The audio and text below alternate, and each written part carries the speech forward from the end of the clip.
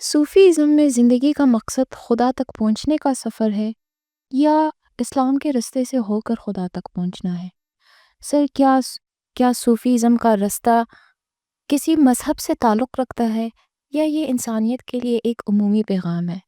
رومی کہتے ہیں کہ ایمان اور خدا انسان کو حاصل ہو جاتا ہے چاہے وہ کسی بھی مذہب سے تعلق رکھتا ہو۔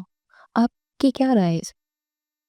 اچھا سوال ہے۔ اگین اس پہ ایک شعر میرے ذہن میں آ رہا ہے کہ قید حیات و بند غم، قید حیات و بند غم اصل میں دونوں ایک ہیں، موت سے پہلے آدمی غم سے نجات پائے کیوں؟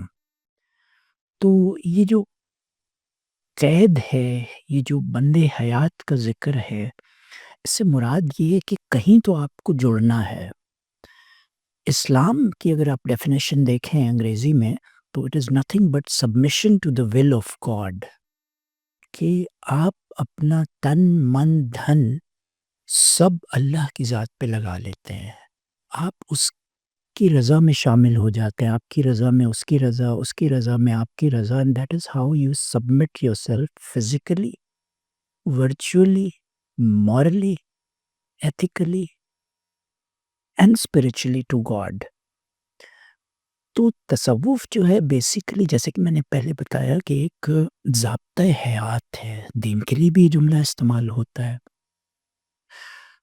تو یہ ایک سفر ہے بیسیکلی، اینڈ آل روڈز، جیسے کہ گورے کہتے ہیں کہ all roads lead to heaven, so it is up to you which path, which route, which road do you take to reach your God.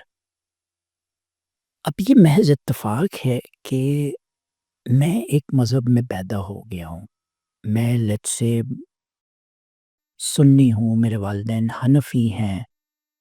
Is that by choice? Is that my decision? No, I was born into it. I could have been born into a Christian family.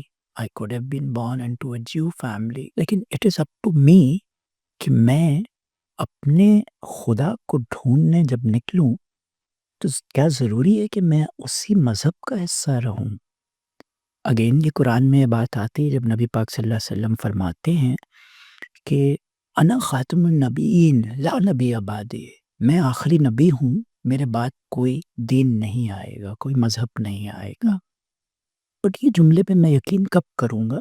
جب میں مسلمانوں کے گھر پیدا ہوا ہوں۔ Imagine اگر میں نان مسلمس کے گھر پیدا ہوا ہوتا، کیا میں اس جملے کو مانتا؟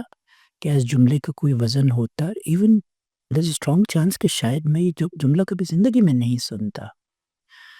تو اگر مذہب کو فالو کرنا اپنے خدا تک پہنچنا ہی ہوتا تو لیٹس اسیوم کہ صرف مسلمان ہی جنت میں جائیں گے، یا جو دین اسلام ہے وہی احسن دین ہے، جو نو ڈاؤٹ ہے۔ اب یہ میں کیوں کہہ رہا ہوں؟ کیونکہ میں بورن مسلم، لیکن اللہ کے لیے کیا یہ مشکل تھا کہ وہ سب لوگوں کو سنی حنفی پیدا کر دیتا؟ پوری اس دنیا میں اب تک جو لوگ آئے ہیں اور اب کے بعد جو لوگ آئیں گے، تو اس کے لیے تو یہ کن فیکن کا کھیل تھا نا، if he wanted. But I'm sure he wanted a smorgasbord of people. smorgasbord کہتے ہیں کہ جس میں گلدستہ ہے، جس میں رنگ رنگ کے پھول ہیں، جس میں ڈفرینٹ خوشبوئیں ہیں، چوائسز اس نے ہمیں دے رکھی ہیں، جیسے کہ وہ خود قرآن شریف میں فرماتا ہے لا اکراہ فی الدین، دین میں بھی کوئی کمپلشن نہیں ہے۔ یہ اچھائی کا راستہ ہے جو تمہیں جنت کی طرف لے جاتا ہے، یہ برائی کا راستہ ہے جو دوزخ کی طرف لے جاتا ہے ultimately, but the choice is yours۔